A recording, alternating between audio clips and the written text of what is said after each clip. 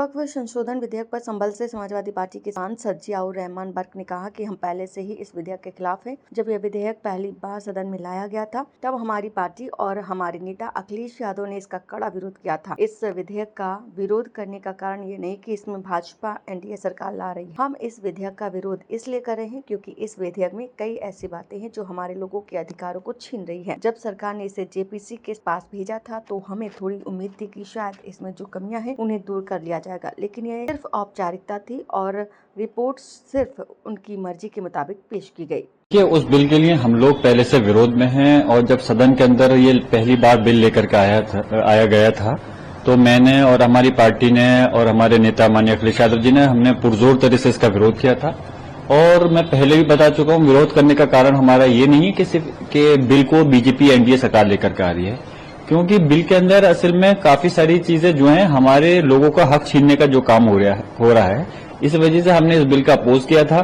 फिर जब सरकार ने जेपीसी में भेजा तो हमें कुछ उम्मीद लगी कि शायद उसके अंदर जो कमियां हैं उनको दूर कर दिया जाएगा, लेकिन सिर्फ उसमें खाना पूर्ति हुई और सिर्फ अपनी मनमर्जी के मुताबिक रिपोर्ट को पेश कर दिया गया।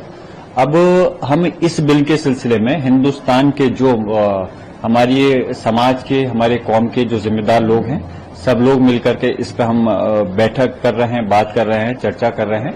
और जहां सदन में इसकी मुखालफत कल को बिल आएगा तो हम पूरी मजबूती के साथ में इस बिल का विरोध करेंगे।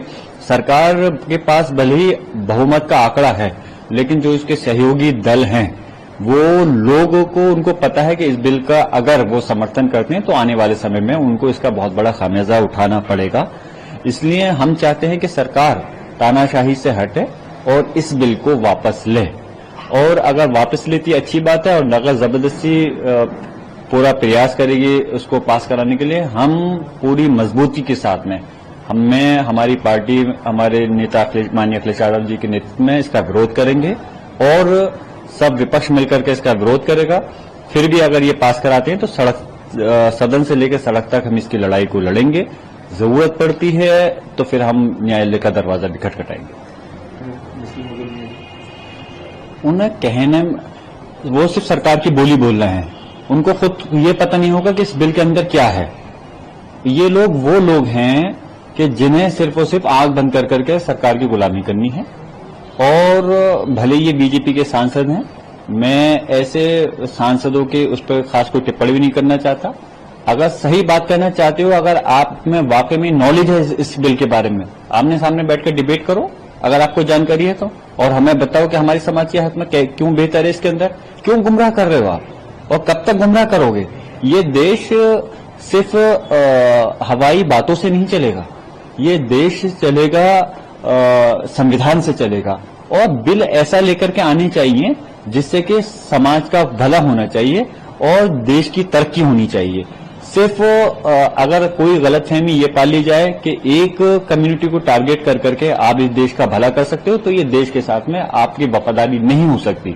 देश कोई भी इस दुनिया के अंदर है, कोई मुल्क है, कोई देश है, जब सारी कम्युनिटी को लेकर के आप चलोगे तो तभी देश तरक्की कर सकता है। मिसाल के तौर पे अगर किसी एक बॉडी का कोई एक पार्ट पैरालाइसिस हो जाए तो वो हेल्थी बॉडी नहीं कहला सकती। इसलिए इस हिंदुस्तान के अंदर 40 करोड़ से ज्यादा मुसलमान हैं। इतने बड़े तबके को अगर आप टारगेट कर करके नुकसान पहुंचा करके देश के विकास की बात करते हो तो ये आपकी जो है इस देश के लिए ईमानदारी से तरक्की की बात नहीं है। फायदा है जरा बताएं। मैं वही तो कह रहा हूं, हवा में गांठें क्यों बांध रहे हैं, गुमराह क्यों कर रहे हैं, जरा बताएं क्या फायदा है उसके अंदर, फायदा बताएं। ये लोग तो वही लोग हैं, ये बीजेपी एनडीए के लोग जो 3 कानून किसानों के लिए लेकर के आ रहे थे और जबरदस्ती थोपने का काम कर रहे थे कि नहीं सही है। अरे जो लोग किसान देखिए, कोई सिर्फ मुस्लिम समाज के नहीं, सारे धर्मों के लोग हैं इस देश के अंदर, वो रीढ़ की हड्डी है इस देश की। वो लोग मना कर रहे हैं कि हमें इन बिलों की जरूरत नहीं है और सरकार जबरदस्ती थोपने का काम कर रही। किसने नहीं देखा, देश और दुनिया ने देखा कि 1 साल से ज्यादा तक हमारे किसान समाज के भाई, उन्होंने गर्मी, ठंड और बरसात में धरना दे कर करके कैसी कैसी सहे और कितने लोग शहीद हुए, और उन्होंने इस बिल की वापसी के लिए वो करी। तब जाके सरकार अपनी हटदर्मी से हट करके उन बिलों को रोका। जो सरकार वो लेकर के बिल लेकर के आ रही थी ड्राइवरों के लिए कि जबरदस्ती की ये हक में है, बाद में जब हंगामा हुआ तो उसको रोकना पड़ा। जो सरकार इन इस देश के कानून के उसमें जो वकीलों के खिलाफ लेकर के आ रही थी, उसमें जब धरने प्रदर्शन हुए तो उन बिलों को रोकना पड़ा।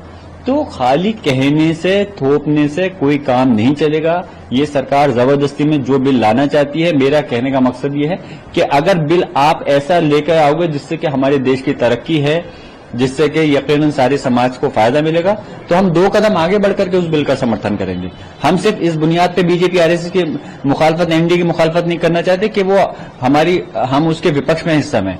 हम सिर्फ इसलिए करते हैं क्योंकि हम उसकी पॉलिसी, उसके मुद्दों पे हम मुखालफत करते हैं। अगर अच्छा बिल लाएंगे तो हम यकीनन समर्थन करेंगे, लेकिन मैं चाहता हूं कि जल्दबाजी में, तानाशाही में इस प्रकार के बिलों को नहीं लाना चाहिए। इन चीजों का राजनीतिकरण नहीं होना चाहिए। देश की सबसे बड़ी पंचायत है संसद, उस पर सब लोगों की निगाह टिकी होती है। तो बिल ऐसे लेके आए जिससे कि सारे समाज की और तरक्की हो, और जब सारे समाज की तरक्की होगी तो देश भी तभी विकास करेगा।